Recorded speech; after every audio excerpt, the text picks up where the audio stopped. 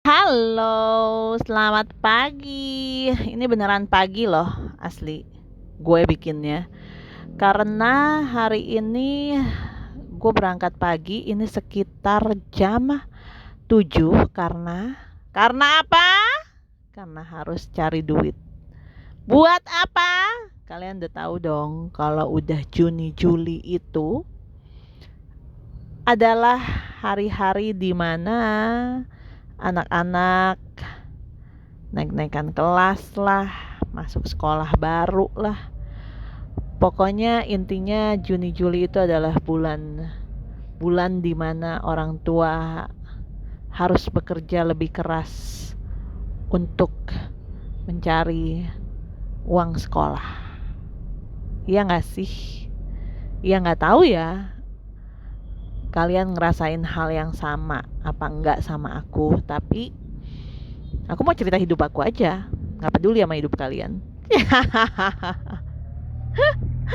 Oke, sebenarnya jadi intinya adalah I'm a single mother for almost 2 years, ya kan? Dan aku punya si yang ke satu. Kalian masih inget dong si yang ke satu itu siapa sih? Anak baru gila itu yang mau masuk SMP, ya kan? And then si yang kedua sih baru mau naik kelas 4 SD, aman. Dan si yang ketiga, si bocah tengil itu, ya kan, dia mau masuk SD tahun ini. Berarti which is aku harus ngeluarin duit untuk masukin yang pertama ke SMP sama masukin yang ketiga ke SD. Dan seperti biasa, masalah yang dihadapi oleh para single parents, khususnya single mothers, adalah anak-anak yang udah nggak lagi dibiayain sama bapaknya, ya kan? Which is kayaknya di Indonesia tuh nggak ngerti ya kenapa hal-hal kayak gini jadi sesuatu yang wajar. Laki-laki bisa cuma punya anak, tapi kalau nggak ngebiayain nggak apa-apa. Nggak ngerti deh, itu cuma di Indonesia apa di negara lain juga bisa kayak gitu. Yang jelas, untuk kehidupan gue kasusnya adalah bapaknya nggak mau biayain. Jadi kalian akhirnya tahu kenapa gue harus berangkat lebih pagi. Alasannya karena harus cari duit lebih banyak buat masukin anak sekolah.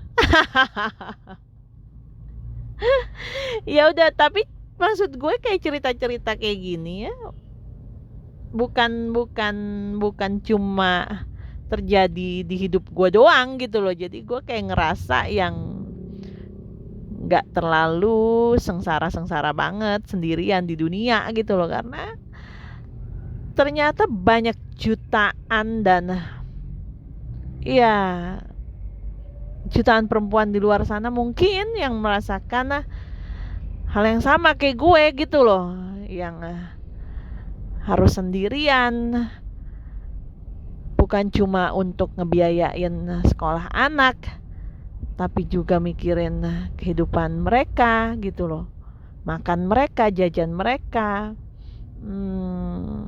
ya kebutuhan sandang pangan papan lah yang harus ditanggung sendiri sama perempuan-perempuan hebat ini gitu, termasuk gue gitu. Harus jadi bapak sekaligus ibu. There's amazing, dan itu kesempatan yang kayaknya nggak semua perempuan bisa dapetin. So we are special, ya. Jadi jangan pernah nganggep kalau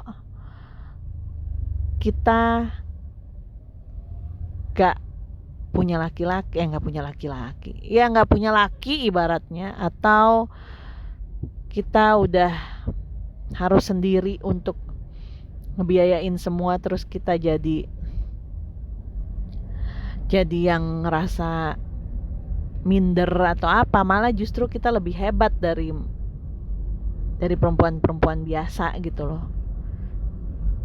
Karena kita dikasih kekuatan berlipat-lipat untuk ngurusin anak sendiri, yang berdua aja pusing gitu. Yang masih punya bapak atau masih punya suami aja pada puyeng gitu, apalagi kita sendiri. Tapi disitulah keajaiban Tuhan tuh ya selalu ada gitu. Disitulah kita jadinya selalu punya harapan, selalu punya keyakinan, selalu percaya kalau Tuhan jaga kita gitu. Dan gak semua orang dikasih kenikmatan untuk percaya kalau Tuhan tuh bisa jaga hidup kita, dan kita jadi bisa selalu bersyukur. Itu gak semua orang bisa dikasih kenikmatan untuk merasakan hal tersebut, ngerti gak sih? Coba deh kalau misalkan kita pikir-pikir, kalau hidup kita terlalu enak juga jadinya gak ingat Tuhan gitu loh. Jadinya ya gak punya kesempatan untuk dekat sama Tuhan gitu. Tapi ketika kita ngerasain sesuatu yang gak enak, saat itu kita dikasih kenikmatan buat deket, buat yakin, buat percaya kalau Tuhan itu maha baik gitu. Apa sih, gue jadi ngomong apa sih, jadi terlalu serius deh, gak suka serius-serius sebenarnya. Nggak, sebenarnya lagi stres banget gue, gila. Cuma ya alhamdulillah, balik lagi ke yang tadi gue omongin, ketika lo percaya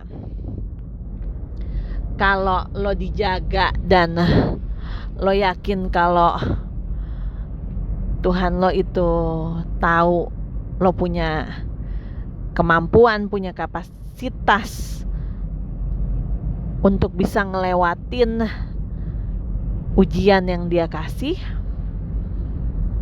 That's amazing loh kalau menurut gue gitu. Sekarang kalau misalkan mau lo pikir nih ya, mana ada sih orang-orang yang sukses itu gak ada kisah sedihnya gitu loh. Pasti ada, bukan kisah sedih ya, tapi maksudnya kisah cara mereka mencapai apa yang bisa mereka dapat sekarang, itu pasti selalu ada gitu. Even lo lahir di keluarga pewaris pun, even yang katanya bapak lo atau siapapun itu yang duitnya katanya gak habis-habis, tetap pasti ada masalahnya, pasti ada ujiannya. Gua gak pernah bisa nemuin orang dalam kelebihan harta mereka happy. Gue belum nemuin. Mungkin happy secara kebutuhan terpenuhi, iya. Tapi happy secara hati tenang jarang banget yang bisa gue temuin. Tapi ada, bukannya gak ada, ada. Tapi itu pun akhirnya mereka nemuin ketenangan di saat mereka lagi susah, bukan di saat mereka lagi seneng gitu loh. Iya, kalau menurut gue cara Tuhan menyayangi kita itu ya dengan memberikan kita kesusahan. Bukan kesusahan sih, sekarang gini loh, kalau mau kita omongin pakai otak manusia kita ya, secara logika, Lo punya anak nih, gue nggak tahu deh yang denger nih ada yang udah punya anak atau belum, atau lo juga seorang anak gitu. Ketika lo punya anak, lo kasih dia kehidupan yang enak, ada nggak dia nanti gedenya bisa hidup enak terus atau jadi manusia yang berguna? Kalau dia nggak pernah ngerasain susah.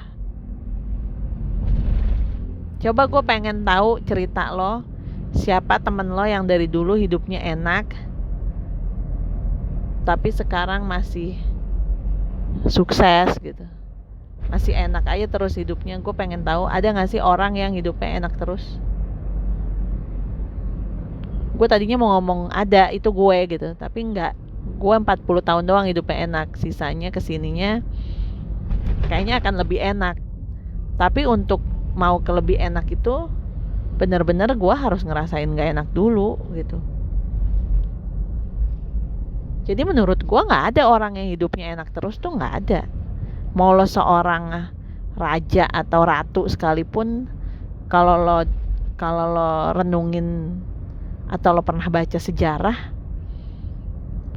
kayaknya gak ada orang yang hidupnya enak terus deh. Ya walaupun enak itu subjektif ya, persepsinya masing-masing ya. Enak menurut gue belum tentu enak menurut lo, hal-hal kayak gitulah gitu. Cuma maksud gue lo ngerti kan yang gue omongin? Ngerti gak sih poinnya di mana? Nggak, jadi maksud gue gini loh, ketika lo pengen ngerasain enak, gini, lo nggak akan bisa ngerasain enak kalau lo nggak tahu artinya nggak enak. Lo nggak akan bisa ngerasain kenyang kalau lo nggak pernah ngerasain lapar. Lo nggak bisa ngerasain kuat kalau lo belum tahu apa rasanya lemah. Intinya semua hal di dunia ini punya dua sisi, dan lo nggak akan pernah bisa ngerasain apapun sebelum lo ngerasain dua sisi itu gitu loh. Jadi enak gak enak itu gua rasa jadi gini, enak ditambah gak enak sama dengan bersyukur, ngerti gak? Jadi kayaknya kunci kebahagiaan dalam hidup itu ya cuma bersyukur kalau menurut gue gitu. Di keadaan gak enak maupun enak, lo harus tetap bersyukur kalau lo mau ngerasain happy gitu. Menurut gue itu doang sih kunci kehidupannya. Gak ribet ternyata hidup tuh gitu. Karena kita aja yang banyak mau, karena kita aja yang bikin ribet sendiri sebenarnya gitu loh. Jadi sebenarnya kalau misalkan lo bilang hidup lo ribet atau hidup lo susah atau hidup lo seneng terus, ya anything itu cuma bisa disyukurin sih ya. Mau diapain lagi coba? Ini kan ya udahlah, pokoknya tema hari ini selamat belajar bersyukur. Oke? Dah. Bye bye.